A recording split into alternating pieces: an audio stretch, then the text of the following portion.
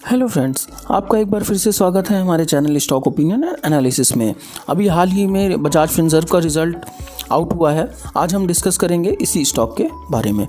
अगर हम बजाज फिनसर्व के बारे में बात करें तो जिसका मार्केट कैप 2 लाख करोड़ का है, आप देख सकते हैं एक लार्ज कैप की कंपनी है।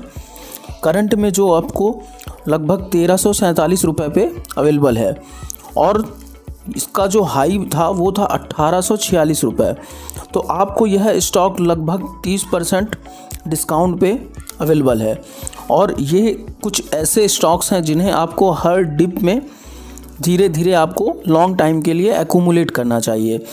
क्यों करना चाहिए वो हम आपको आगे इसके फंडामेंटल्स दिखाते हैं, उसके बाद आपको ये यकीन हो जाएगा कि क्यों इस स्टॉक को आपको हर डिप में एक्यूमुलेट करना चाहिए।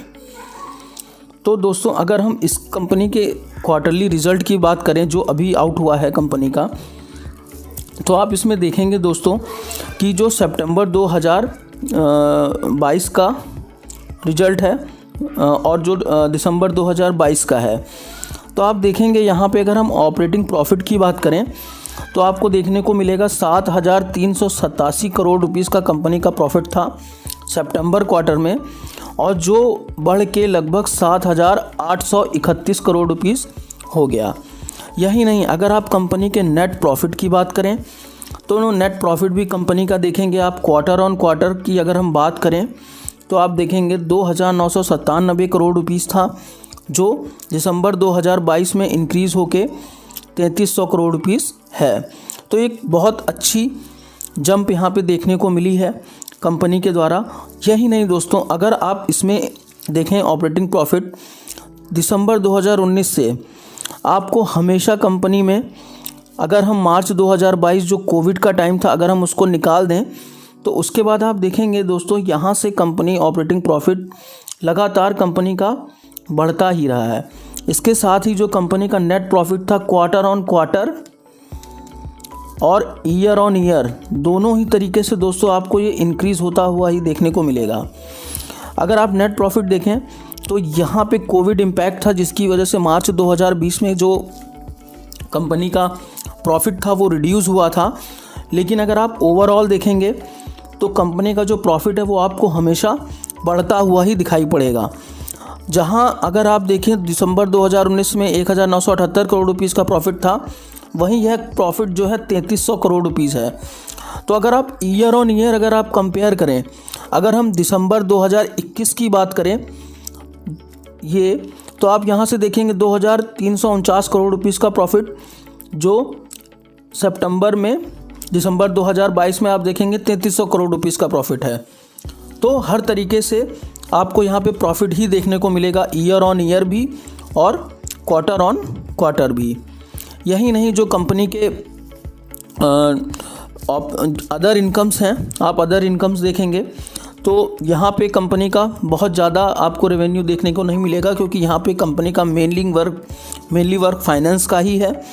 तो नेट प्रॉफिट और ऑपरेटिंग प्रॉफिट दोनों ही आपको यहाँ पे बहुत ही बेहतरीन देखने को मिलेंगे। इसके साथ ही अगर हम बात करें अर्निंग पर शेयर की, तो अर्निंग पर शेयर भी कंपनी का यहाँ पे आपको बहुत अच्छा देखने को मिलेगा। अगर हम बात करें 7 रुपये से अर्निंग पर शेयर दिसंबर 2019 की, तो आप देखेंगे यहाँ पे आज यह जो है 55 रुपीज़ का हो चुका है। तो आप देख सकते हैं लगातार आपको यह बढ़ता हुआ ही दिखाई पड़ेगा। सोचिए जून 2020 में जहाँ इसका अर्निंग पर शेयर 7 रुपये हुआ करता था, वहीं आप देख सकते हैं दिसंबर 2022 में इसका अर्निंग पर शेयर 55 रुपीज़ है। तो आप सोच सकते हैं कि कंपनी ने कितना बेहतरीन रिटर्न अपने इन्वेस्टरों को बनाकर दिया है। सिर्फ उन्हीं को जिन्होंने इस स्टॉक को हमेशा जब मार्केट डाउन रही है तब परचेज़ किया है। मार्केट जब भी डाउन है तो आपको ये डिप में एक्यूमुलेट करना है, कभी भी हाई मार्केट पे आपको इस प्राइस को, इस शेयर को एक्यूमुलेट नहीं करना है। उसके बाद ही आपको ये एक बहुत अच्छा रिटर्न दे सकता है। इसके बाद अगर आप इसके शेयर होल्डिंग पैटर्न की बात करें तो वो भी बहुत अच्छा देखने को मिलता है। आप देखेंगे जो प्रमोटर की होल्डिंग्स थी मार्च 2020 में 60% की होल्डिंग्स थी और दिसंबर 2022 में यहाँ पे लगभग कांस्टेंट और प्रोमोटर्स की होल्डिंग्स भी देखने को मिलती है। वहीं अगर FII के इन्वेस्टमेंट की बात करें तो वो भी लगभग आप देखेंगे पिछले 3 क्वार्टर से कांस्टेंट ही देखने को मिलता है। और अगर हम डोमेस्टिक इंस्टीट्यूशन की बात करें तो यहाँ लगभग 6% आपको म्यूचुअल फंड की होल्डिंग्स भी देखने को मिलती है। बाकी पब्लिक का शेयर होल्ड पब्लिक की यहाँ पे 24% की हिस्सेदारी है।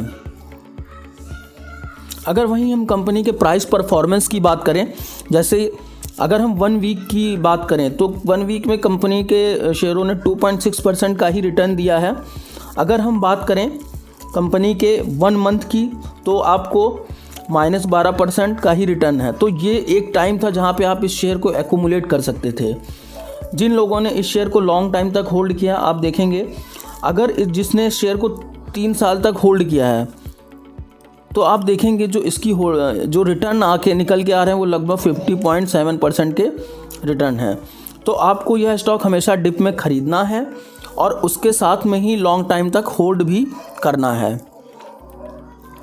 वहीं अगर हम कंपनी के वॉल्यूम एनालिसिस की बात करें जो किसी भी शेयर के लिए बहुत इम्पॉर्टेंट होता है, तो आप देखेंगे कि जो कंपनी के वॉल्यूम्स हैं वो भी आपको लगभग अगर हम 1 मंथ एवरेज डिलीवरी की बात करें तो वो है 44%।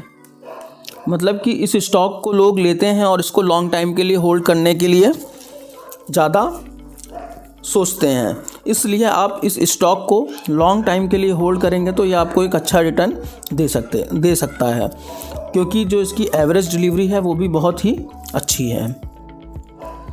अगर हम वहीं कंपनी के रेवेन्यू की बात करें तो आप कंपनी का रेवेन्यू भी देखेंगे लगातार आपको बढ़ता हुआ ही दिखाई पड़ेगा।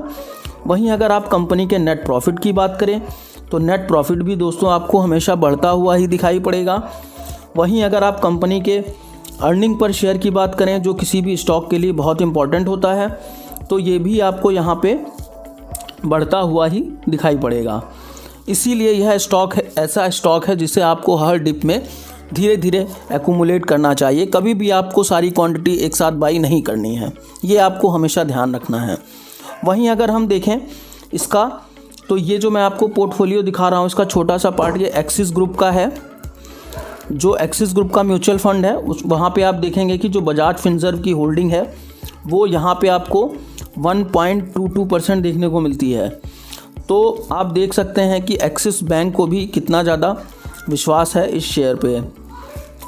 अगर यह वीडियो आपको अच्छी लगी हो तो प्लीज़ लाइक करना ना भूलें और चैनल को सब्सक्राइब ज़रूर कर लीजिएगा ताकि आपको ऐसी और अपडेट्स मिलती रहें।